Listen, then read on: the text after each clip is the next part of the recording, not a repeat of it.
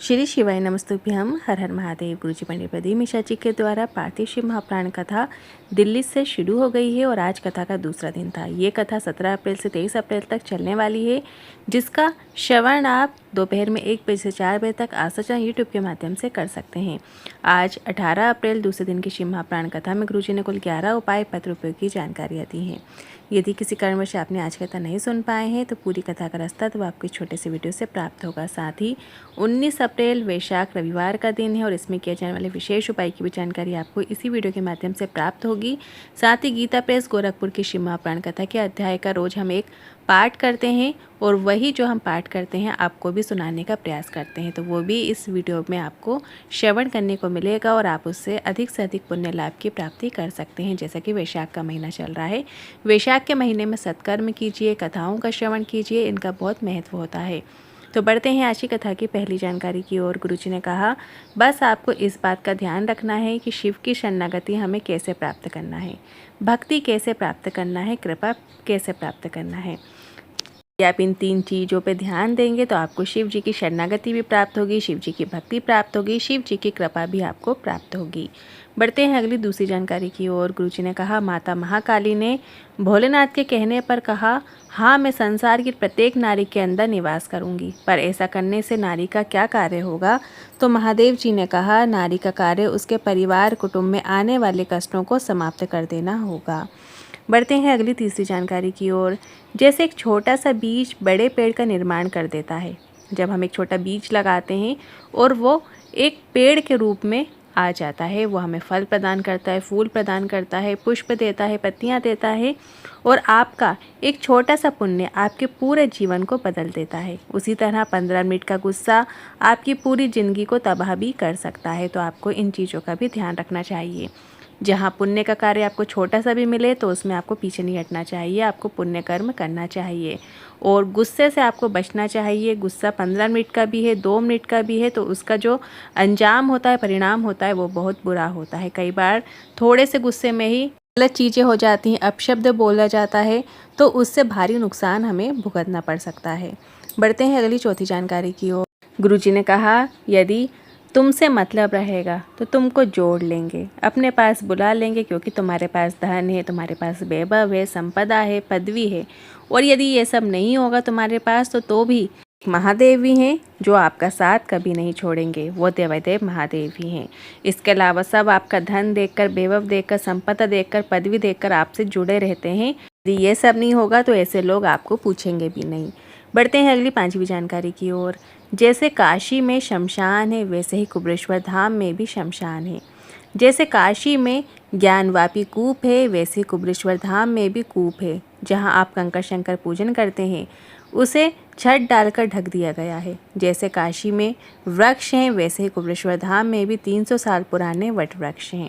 आज की कथा में गुरुजी ने विशेष जानकारी बताई है। बढ़ते हैं अगली 6वीं जानकारी की ओर। गुरुजी ने कहा, हो सकता है आपको हमारी बात बुरी लगे, ढंग की बात हमेशा ढंग के व्यक्ति से ही की जा सकती है। जिसके अंदर लोभ हो, क्रोध हो, अभिमान हो, आसक्ति हो, ये सब चीज़ें भरी हुई हैं, उसे शिव के बारे में बताओगे तो वो उसके अंदर कोई असर नहीं होगा। बढ़ते हैं अगली 7वीं जानकारी की ओर। गुरुजी ने कहा, सबकी दुकान मिल जाएगी पर दुख बेचने की दुकान कहीं नहीं मिलेगी। आपको हर एक चीज़ की दुकान मिल जाएगी, आपको दूध की दुकान मिल जाएगी, सोने चांदी की दुकान मिल जाएगी, कपड़ों की, जूतों की, जेवर की, सबकी दुकानें आपको मिल जाएंगी, पर दुख बेचने की दुकान आपको कहीं नहीं मिलेगी, क्योंकि आपका जो दुख है वो कोई खरीद नहीं सकता। सुख खरीदने की दुकान भी नहीं मिलेगी, आपको अपना सुख स्वयं ढूंढना है। दुख कब कटेगा? शिव पर पूर्ण विश्वास और जल चढ़ाने से। यदि दुख आया भी है ना तो भोलेनाथ के द्वारे मत छोड़िए, भोलेनाथ को 1 लोटा जल चढ़ाइए, उन पर पूर्ण विश्वास आपको रखना है, शरणागति आपकी होनी चाहिए। बढ़ते हैं अगली 8वीं जानकारी की ओर। गुरुजी ने कहा, किसी ने सही कहा है, जीवन में नारी का जहाँ वंदन होता है वहाँ उस पुरुष का अभिनंदन होता है। बढ़ते हैं अगली 9वीं जानकारी की ओर। के जो पत्र आए हैं वो इस प्रकार हैं। ब्रजेश जी पत्र लेकर आए, लिखते हैं, मेरा बेटा सरकारी नौकरी की तैयारी कर रहा था पर उसका नंबर नहीं आ रहा था, 1-2 नंबर से हमेशा रह जाता था। आपकी कथा हमने मेरठ में सुनी और आप बोलते हो मुख झूठा कराने की, तो हमने जितना बन सके उतना किया और बाबा ने 2-2 खुशियाँ दे दी हैं। बेटे की नौकरी लग गई है और छोटे भाई को 24 वर्षों से संतान सुख नहीं था, वह संतान सुख हुआ है उसी का आभार व्यक्त करने आए हैं। अगला पत्र आया है सुनीता देवी जी का। लिखती हैं, किडनी खराब हो गई थी, उठना बैठना सब कुछ मुश्किल हो गया था। डॉक्टर ने हाथ ऊंचे कर दिए थे। शिव पर जल का हमने आचमन करना शुरू किया। शिव जी पर पूर्ण विश्वास किया। रोज़ शिव जी पर जल चढ़ाते वही जल की 2 बूंदों का हम आचमन करना शुरू किया। और 6 महीने के बाद जब हमने डॉक्टर को दिखाया तो डॉक्टर भी अचरज में थे कि तुम ठीक कैसे हो गई, उसी का आभार व्यक्त करने आए हैं। अगला पत्र आया है लक्ष्मी उमा शंकर जी का। लिखते हैं, मेरे बाजू में एक गठान हो गई थी। हमने डॉक्टर को दिखाया। डॉक्टर ने कहा जांच होगी। जांच से पता चला कि ऑपरेशन कराना पड़ेगा। हमने दवाई लेकर आ गए और ऑपरेशन की डेट लेकर आ गए। कुंदकेश्वर महादेव के नाम लेकर हमने दवाई खाना शुरू किया। शिव पर पूर्ण विश्वास था। सीहोर से रुद्राक्ष लेकर भी आ गए। रुद्राक्ष के जल को हमने शिव जी पर चढ़ाया और वही जल का आचमन करते। देखिए, रोग जब कुछ हो जाता है तो रुद्राक्ष, जो सीहोर का रुद्राक्ष होता है वो बहुत महत्व रखता है। अगर आपके पास सीहोर का रुद्राक्ष है तो आपको उसमें तांबे का जो कलश होता है उसके अंदर जो जल भरते हैं उसके अंदर आपको रुद्राक्ष को कुछ देर के लिए गलाना है, या आप रात में भी गला सकते हैं और सुबह उस रुद्राक्ष को निकाल कर, या फिर रुद्राक्ष डले डले आपको जो जल है वो भोलेनाथ की शिवलिंग पे अर्पित करना होता है। पर ध्यान दीजिएगा कि रुद्राक्ष ना गिर जाए। रुद्राक्ष को आप वापस अपने पास रख लीजिएगा। और इसके बाद जो जल है, जलाधारी से जो जल आ रहा है लास्ट वाला, तो उसको थोड़ा सा आपको अपने जल कलश में निवेदन रूप में, औषधि रूप में प्राप्त कर लेना है। और फिर वही जल को आपको कुंदकेश्वर महादेव का नाम लेकर अपनी रोग बीमारी का बहान करते हुए आपको उस जल का 3 बार आचमन कर लेना है। बाबा चाहेंगे तो आपकी जो रोग बीमारी है जिसके लिए आप ये उपाय कर रहे हैं तो वो आपका जो रोग है वो दूर होगा। साथ ही डॉक्टर को भी दिखाना है। डॉक्टर जो ट्रीटमेंट बताएं, दवाई दें, वो भी आपको कुंदकेश्वर महादेव के नाम लेकर ही खाना शुरू करना है। और आपको जो भी बीमारी है उसमें आपको जल्द से जल्द लाभ देखने को मिलेगा। तो ऐसे ही इनके साथ हुआ कि उनके ऑपरेशन की जो डेट थी वो लेकर आ गए थे, पर उनका ऑपरेशन की ज़रूरत नहीं पड़ी और वो ऐसे ही ठीक हो गए हैं। डॉक्टर ने उन्हें ऑपरेशन की मना कर दिया था, उसी का आभार व्यक्त करने आए हैं। इसके बाद जो अगला जानकारी है वो इस प्रकार है। गुरुजी की जो आगामी कथाएं हैं अप्रैल 2026 की, तो ये अप्रैल जो 2026 की जो अभी ये दिल्ली में कथा चल रही है आखिरी कथा है। इसके बाद 5 मई से 11 मई रांची झारखंड में शिव महाप्राण कथा होगी। फुटबॉल ग्राउंड रांची कांकेड़ 1 बजे से 4 बजे तक इसका समय रहेगा। और फिर 17 मई से 23 मई कर्नल हरियाणा में शिव महाप्राण कथा होगी। और इसका जो एड्रेस है वो इस प्रकार है, नई अनाज मंडी धारूंगा करनाल हरियाणा, यहाँ पे ये कथा होने जा रही है। अब 19 अप्रैल है, वैशाख रविवार का दिन है। रविवार में आप देखिए, रोज़ यदि आप सूर्य नारायण भगवान को जल चढ़ाते हैं तो काफ़ी अच्छी बात है। और जो लोग रोज़ नहीं चढ़ा पाते हैं समय के अभाव के कारण, तो रविवार के दिन विशेष रूप से आपको जल ज़रूर चढ़ाना चाहिए। एक तांबे के कलश में आपको शीतल जल भर लेना है। जो मिट्टी के पात्र का जो जल होता है वो आपको ले लेना है।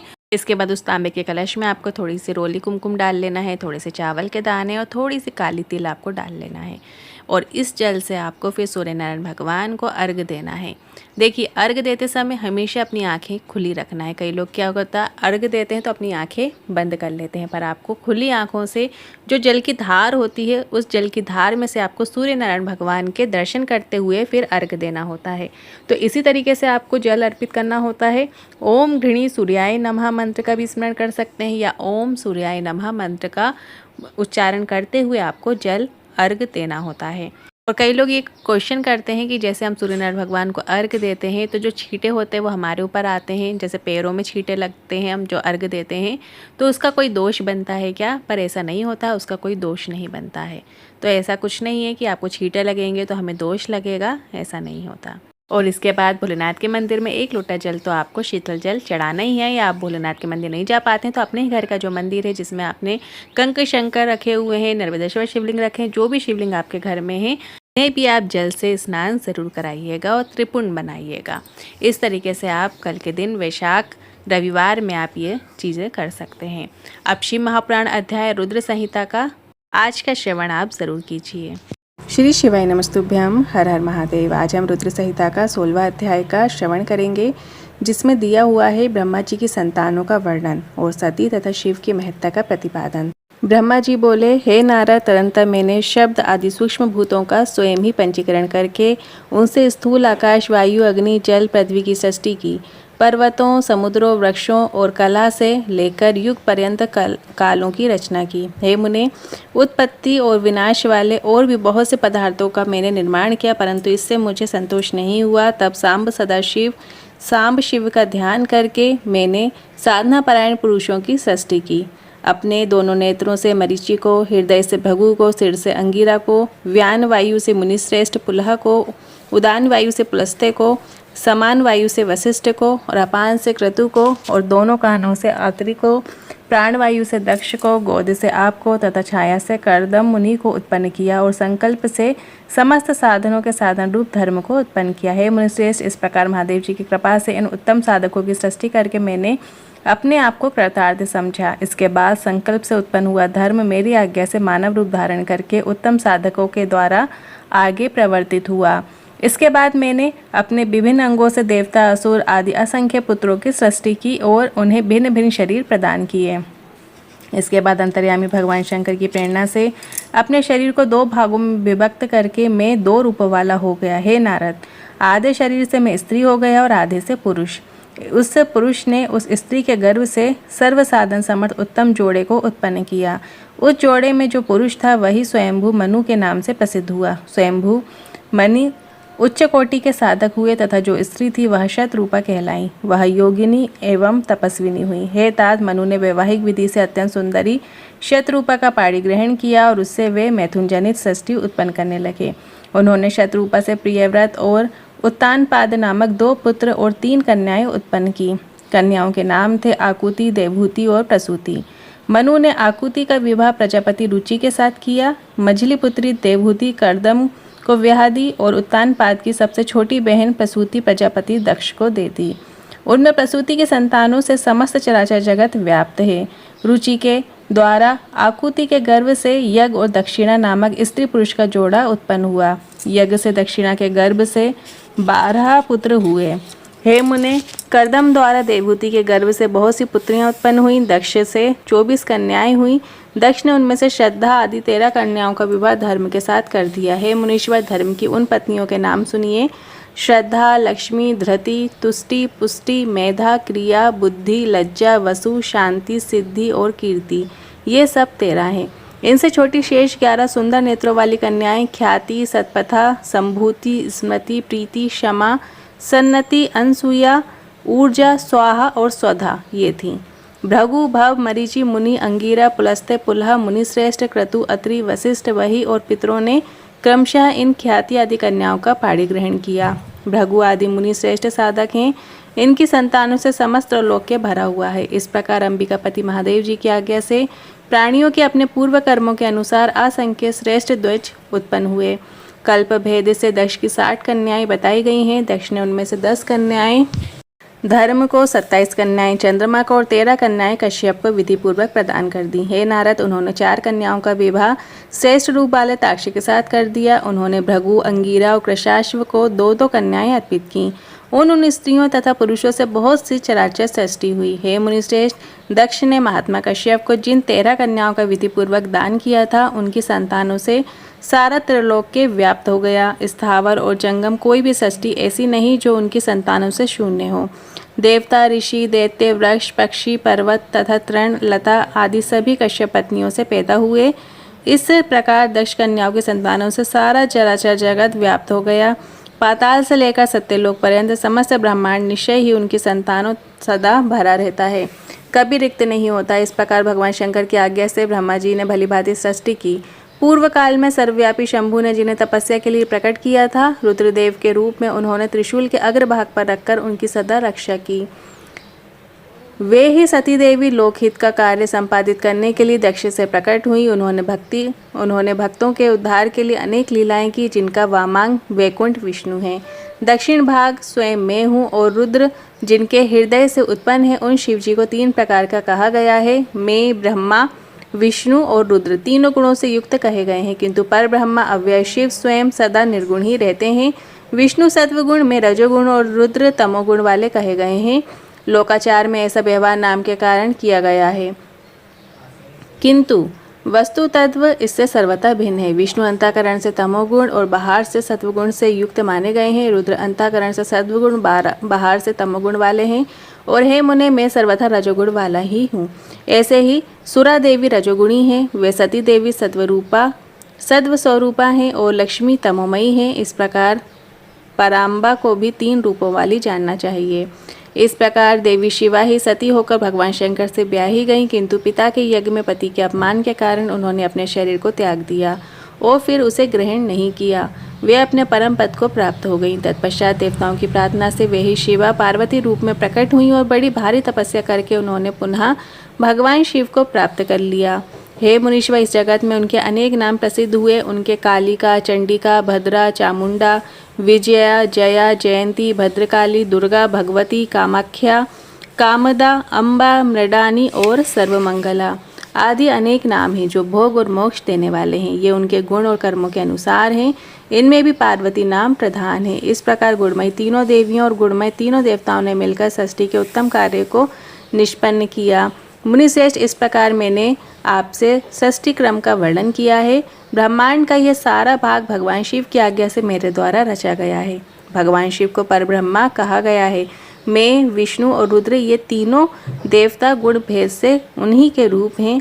निर्गुण और सगुण रूप वाले वे स्वतंत्र परमात्मा मनोरम शिवलोक में शिवा के साथ स्वच्छंद विहार करते हैं।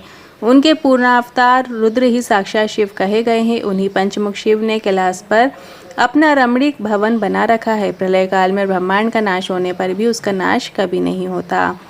आगे जो अध्याय आएगा उसमें हम जानेंगे यज्ञदत्त के पुत्र गुणनिधि का चरित्र। बहुत ही सुंदर चरित्र रहेगा, बहुत ही अच्छी ये जो कथा रहेगी। सप्तदशो अध्याय मतलब 17वां अध्याय में रहेगी। आज की वीडियो कैसी लगी कमेंट के जरिए जरूर बताइएगा। हर हर महादेव, श्री शिवाय नमस्तुभ्यम।